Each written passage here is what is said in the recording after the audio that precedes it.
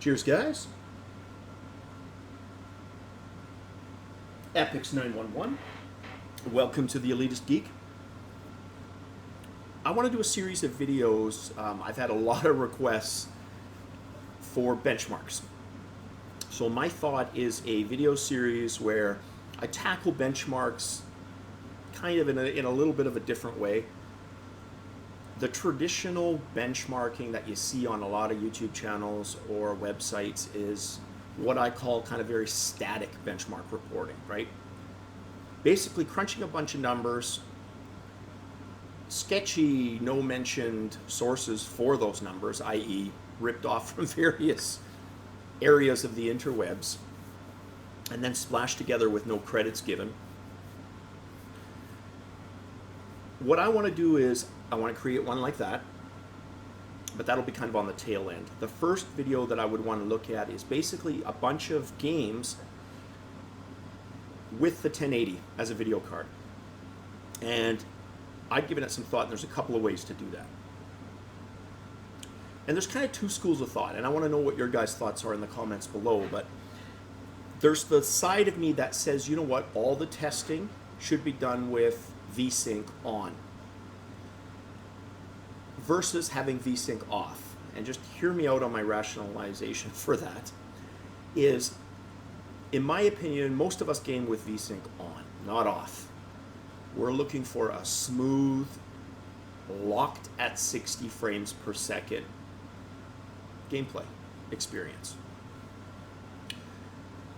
I think you can benchmark with VSync on because what you're showing is how that game would look kind of in a real life situation. But the best way to do that kind of testing is take it into each game's individual high GPU load sections or areas, right? What does that mean? Well, for a game like GTA 5, that would mean Cop Chase, right? Cop Chase, 3-4 stars in the downtown core of GTA 5. To me, that's kind of like a high performance crippling area, right? So with a 1080, what does the game normally run at? And I can kind of spoil that already, but it basically runs at 60 frames per second. There's only two settings in GTA 5, and we'll get to that in the video, that cripple the card. And it's basically shadow distance and view distance. If left at half, with every other conceivable option maxed, it maintains 60 frames per second. As soon as you tweak view distance and or shadow distance, you can bring the game down into the 40s on a 1080 GPU. So that's kind of my rationalization for that. And then I would want to look at something like Skyrim, right? If this was me as a viewer, and that's why I want to know what your guys' thoughts are. I would want a high graphical game like GTA to be tested on the card, but then I would want yesterday's games with any modifications that have come up between then and now to be tested. And I think the perfect game for that is Skyrim. Not only is it perfect, excuse the pun, there's a mod called Perfectly Modded Skyrim. And it basically, what the author did is he took lots of time, hundreds of man hours, to figure out the load order for mods, look for all the best mods, and this installation, I kid you not, has 850 plus modifications. Everything from texture enhancements. Essentially what it does is it takes a 2011 game and forces it into 2015, 2016. It looks gorgeous, but it can cripple your frame rate. So even me running the 1080, and we'll get into that in that video, so I'm not going to, again, spoil it, but let's just leave it at that. You'll see in the video what it can do. And the reason I'd want to see a benchmark like that is, to me, modifications for especially Bethesda games like Fallout and that, they're the best part of the experience for me, right? The ones that modernize and overhaul the game, but they usually come at a performance hit. What is that performance hit? And that's what I want to be able to determine and share with you guys. And then I want to look at something like Dark Souls 3.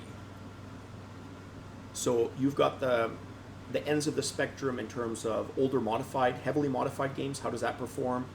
You've got GTA 5, modern game, average programming company. How does it perform?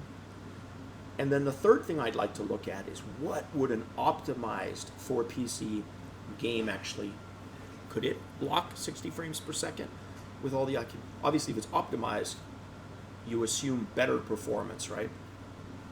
So I look at Dark Souls 3 because From Software, it was only 3 games ago, they had 0 PC game programming experience, 0.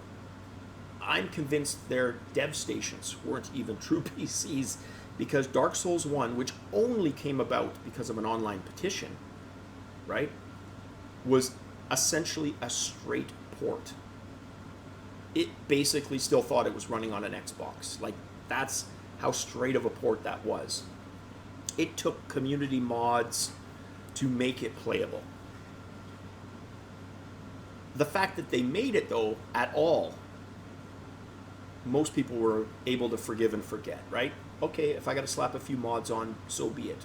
But to their credit, From Software in every iteration of that series has gotten better. Dark Souls 2 was infinitely better. I still used a mod or two, but it was stable. It was graphically up to date, and the gameplay rocked. Usher in Dark Souls 3, and literally they've come full circle. They are what I would now call programmers of optimized modern code. You get the idea that they've learned a lot. And you know, sometimes that's a good thing. When you're not in the trenches year after year, when you're coming as an outsider, it's kind of like when you're a kid, you don't really know what the limitations in society are. So kids can excel, and you know, you get those wonder children that play, you know, symphonies at age 5. They can shred guitars at age 6. And the reason is they don't know what's not possible. So they achieve it. They just want to be able to do it. They pick it up and they do it. They have no mental barriers, right? And I think to some degree that's what happened with the From Software guys. So I'd like to see that angle of it too, the From Software side. So you're looking at what an optimized experience would be with everything cranked, because you would expect that to be 60 frames per second. Does that hold true? Find out with me in the next video. So that'll be the first video. The second video, I want to look at virtual reality specific stuff on the HTC Vive. Once my Rift comes in, I'll update with another video in the series, probably part 4 by that time. And let's look at some of those same VR experiences where applicable. How is the frame rate, right? As well as looking at some VR specific titles. And then the third video would be kind of like your bar charts summary of all those scenarios kind of in one sweet spot to look and reference and print screen or whatever the hell you want to do, right? That's kind of what I was thinking for just a video series, but I want to hear your guys' thoughts. Is that something you'd like to see? Because I know a lot of you have asked me for benchmarks. So if you'd like to see that or would like the format slightly different, leave your comments below. Tell me the games you want to see benchmarked. Tell me how you want them benchmarked, and I will make sure it gets done for those videos. Other than that, that's it for this video. As always, appreciate and cheers, guys.